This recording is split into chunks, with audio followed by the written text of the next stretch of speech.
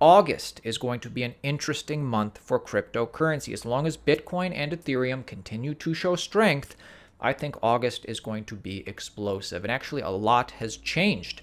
For the past few weeks, many people in cryptocurrency have been thinking that we're right here, that we're in a bull trap, that fear, capitulation, despair is what's to come.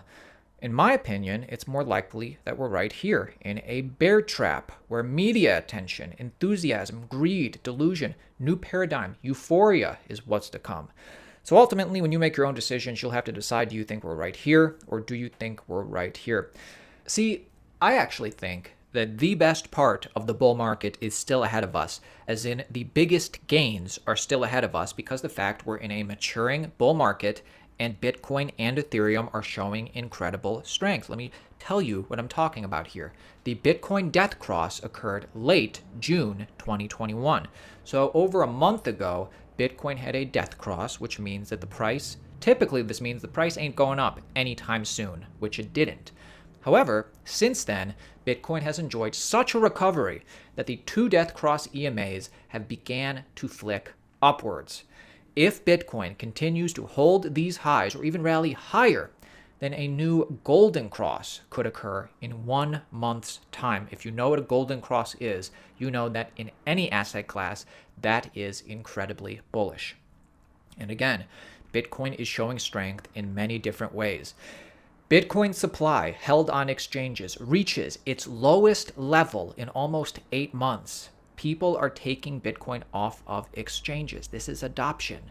And that means that Bitcoin is going through a supply crunch. You love to see it. You love to see the supply getting low, dropping like this.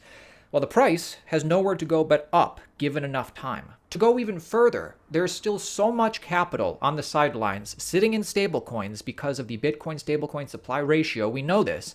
This capital is just now starting to flow back in to the market. This signature resembles all previous major price recoveries since stablecoins were introduced in the beginning. So understand what we're looking at right here. The Bitcoin stablecoin supply ratio, where we are right now in the past couple of months, very similar to the 2018 bear market bottom, very similar to the COVID crash recovery bottom, very similar to the dip we saw right before the huge rally September 2020. So on-chain, things are looking bullish. This current wave of Bitcoin supply shock has a lot of momentum behind it. Think of this as a visual for the underlying wave of supply shock, or lack thereof, in the market. The last time we went from full reset to buy signal was September of 2020. Although this current move is actually much more aggressive. So September of 2020 was right before the huge run-up. Very similar right now today, except it's more aggressive. And to finish off about the strength of Bitcoin, keep in mind that although Bitcoin is very strong in my opinion, we're going to be in a chop solidation mode until a certain point, until the rally. So we've seen 7 straight daily green candles. Bitcoin could very well consolidate in the upper half of this range for a while, maybe between 36,000 to 40,000. Whenever Bitcoin does close above 40,000, this thing is going to run. TLDR, the Bitcoin price cannot be suppressed for long, and anybody who attempts to short it will find themselves wrecked.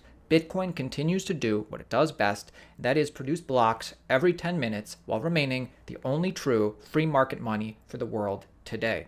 So I'm bullish on Bitcoin for totally different reasons. I'm bullish on Ethereum. However, they're both going through supply crunches. The supply of Ethereum on exchanges has dropped from 30 million to 20 million in the past year alone. This is what I like to see. This is bullish. Beyond that, Ethereum from a upgrade point of view, a development point of view, a fundamental point of view, is very bullish. Ethereum breaks 200,000 validator milestone, and over 14 billion is now staked in ETH 2.0. This is Ethereum's bull run to lose, in my opinion, because when we see the biggest brands in the world, like Coca-Cola, using Ethereum to make NFTs, I mean, this is huge. Coca-Cola brings first NFTs to Ethereum Metaverse. Let's find out some details. Coca-Cola will issue its first NFT collectibles to commemorate International Friendship Day. July 30th, that's coming up. This is inspired by video game loot boxes. The NFT pack will include a friendship box packed with 4 one-of-one NFT collectibles, plus more surprises only to be revealed when the box is opened. Coca-Cola will donate all proceeds from the OpenSea auction to the Special Olympics. The fact that they're using OpenSea when they could have done this anywhere, the fact that they're using Ethereum when they could have chose anything, is very bullish for Ethereum. I think you understand this. So with the strength of Ethereum, with the strength of Bitcoin, let's get into some altcoins that I'm bullish on. Uniswap growth pushes DeFi to 3 million total users. As the number of DeFi users hit 3 million, a breakdown of the sector's surge reveals that decentralized exchanges have been the key driver. So I have some metrics that I need to share with you. This is DeFi's total usership going up and to the right, getting bigger and bigger each day. And when you break this down as far as users in DeFi, there have been 4 key protocols driving this growth. As far as users go, Uniswap, Compound, 1inch, and SushiSwap have the most users. For the uninitiated, Compound is a popular lending and borrowing service for crypto. 1inch is an aggregator of various crypto protocols, including SushiSwap, including Uniswap, used to offer traders the best rates. And then SushiSwap is a near identical fork to Uniswap. So those 4 have the most users. Still, Uniswap clearly leads the pack, hosting more than 80% of all DeFi users. Look at this. This speaks volumes. And speaking of volume, in terms of 24-hour volume, Uniswap, decentralized exchange, is on par with centralized competitors in FTX and Kraken at the time of press. In August of last year, Uniswap even outpaced one of the leading exchanges, Coinbase Pro, for the same metric. So, bullish on Uniswap. Bullish on Elrond, bullish on eGold. These guys are building hardcore, and I think that's really going to pay off, and they have some big things coming up. It is their Mire decentralized exchange. With the popularity of decentralized exchange, with Elrond getting into the same thing, I happen to be bullish. The latest version has just been released on the DevNet. Once live, their DEX will be the biggest launch in the Elrond ecosystem since the release of Mire, which is their wallet and payment system.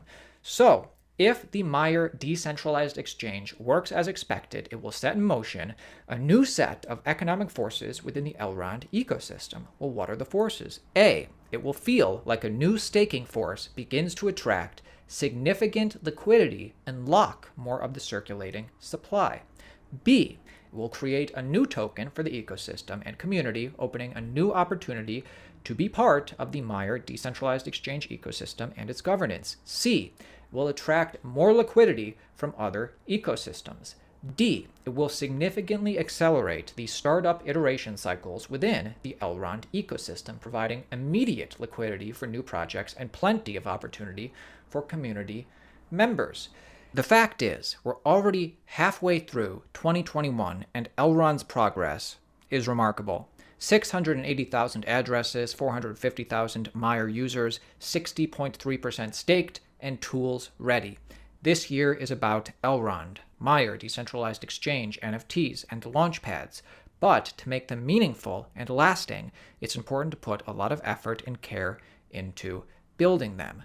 At the end of the day, the goal with Elrond is to build a high bandwidth, low latency, transparent financial system and give anyone, anywhere, easy access to it.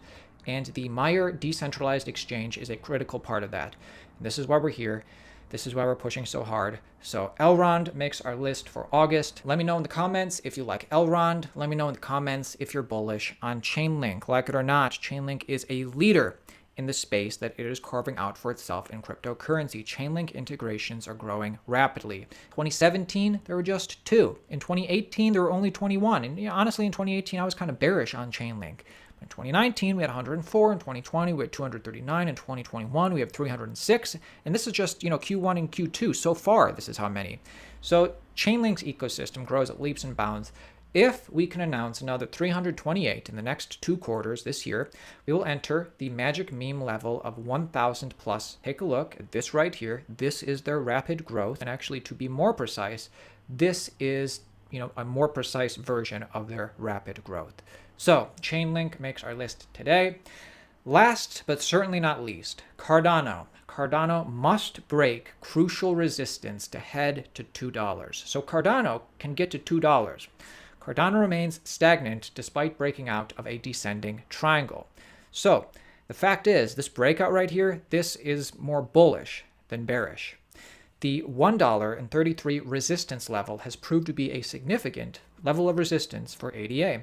On a daily candlestick close above this barrier, we could see prices rise to $1.91, but volume has been low. Again, in order for Cardano to get to that next level, to get to $2, we need to see strength in Ethereum for sure, and probably Bitcoin and Ethereum together. Anyway, Cardano makes our list today because they have plenty of upgrades coming out in the next month or two.